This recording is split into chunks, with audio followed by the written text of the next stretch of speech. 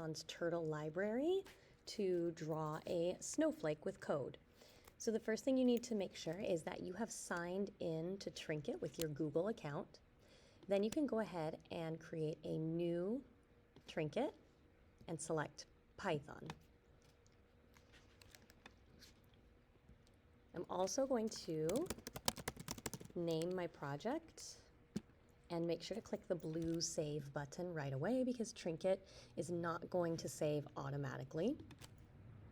I need to click Save to make sure it saves my work. So we're going to start by importing the turtle library.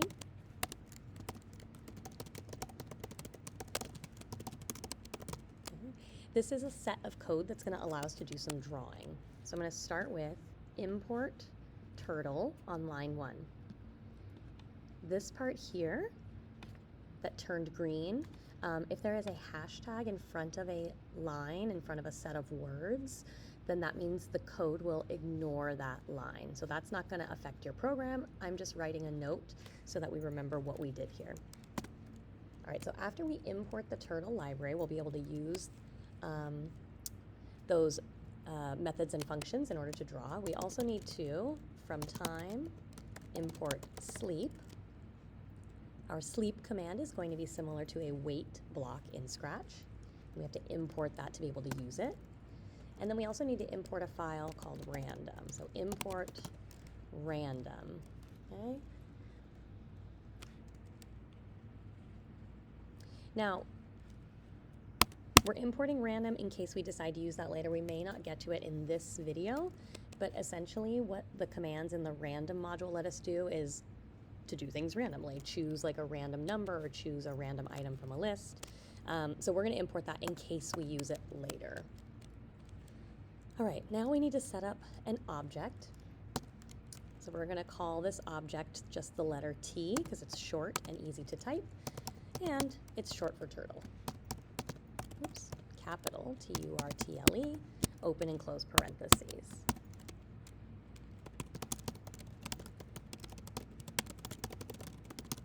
Okay. So in Python, we have to create an object name, and then that's what we're going to give all of our commands to later. It's similar to the idea of having a sprite in Scratch that all your code is attached to. So I'm naming it T. You could name it whatever you want, but you'll have to use that same name throughout the code. All right, now we can do something fun with the turtle library. We can give our sprite, our object, a shape. And we're using the turtle shape. You can't just pick any name you want. It has to be something that's already been created and saved in this library. So if you want to look up the library, you can Google it and you can find out what options you have, but I do know that the turtle shape is an option for us.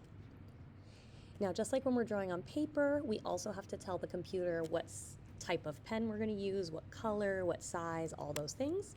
So we're going to say T dot again. And the T dot is because that's what we named our object. So we're going to tell the object that we want it to be a pen size of, and anything 3, 4, 5 is pretty good to start with, and then you can play with that number. I'm going to go with size 5, and then choose a pen color. There are lots and lots of colors that are pre-saved in the turtle library, so you can experiment with this and try different color names to see what comes up. Now let's test this with just a straight line and make sure our code is working before we go any further. We want to stop and check that things work before we get too far, so it's easier to find any errors. So to draw a straight line, the command, the method is forward, t.forward, and then you tell it how far to go. So I'm going to save that and run it. Okay, great. And I have a line moving forward, so that's working so far. Now, what I'm going to do is be drawing some parallelograms in order to make our snowflake shape. So after we move forward, we're going to need to turn our turtle. So we're going to make a right turn. And then in parentheses, you have to tell it the angle measurement to turn. So since we're setting up a parallelogram, we have the angles. We're going to do a sort of slanted parallelogram. So it's going to be, we're going to take a 60-degree right turn, go forward again, another 100 steps. And then we're going to take another right turn at 120 degrees, and then go forward again, another 100 steps. Now, once you get these lines written, go ahead and save again and test your program to make sure that everything is working accurately. Yeah, it looks pretty good. Except you can see that in order to close off that parallelogram, I need to turn right again, 60 degrees. Let's see, we should be following a pattern here. So 60, 120, 60, and then forward again. Let's try that. There we go, and we closed our parallelogram.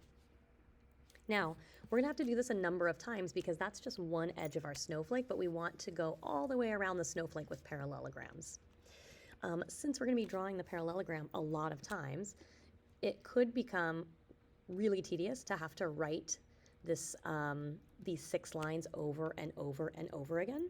So what we're going to do instead is we're going to create a function, and then we're going to use a loop for repetition.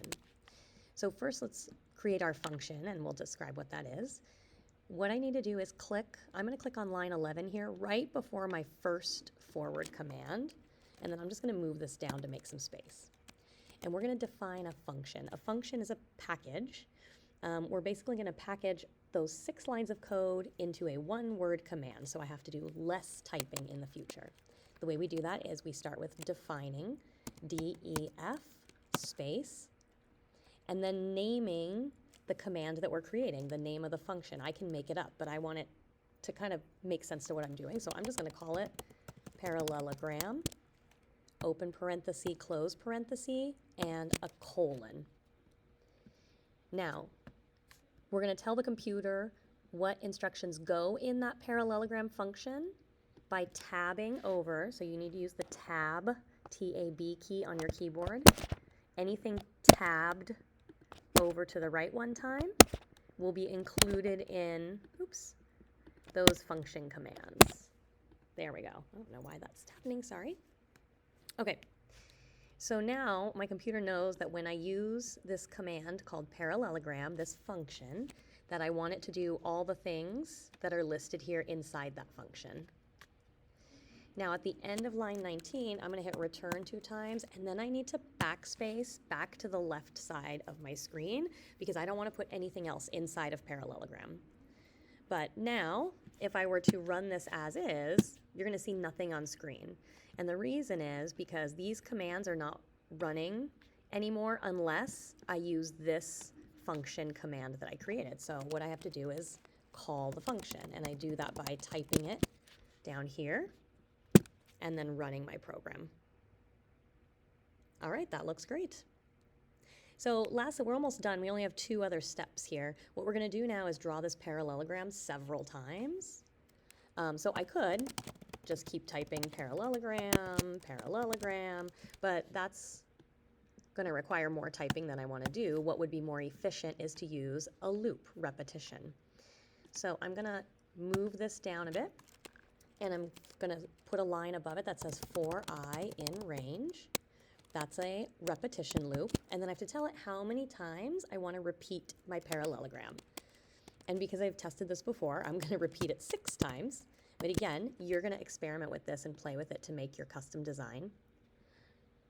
Now, anything that I want to repeat, anything that's going to be inside that loop has to be tabbed over. And now what's going to happen is it's going to draw that parallelogram for me 6 times. All right, but that's not quite what I want it to look like. So what I'm going to do is I'm going to say, after you draw that first parallelogram, make a little right turn and then draw the next one. So I'm going to save my updates and then run this again. And now it's going to move a little and then draw the next parallelogram. And that will be the end of our lesson.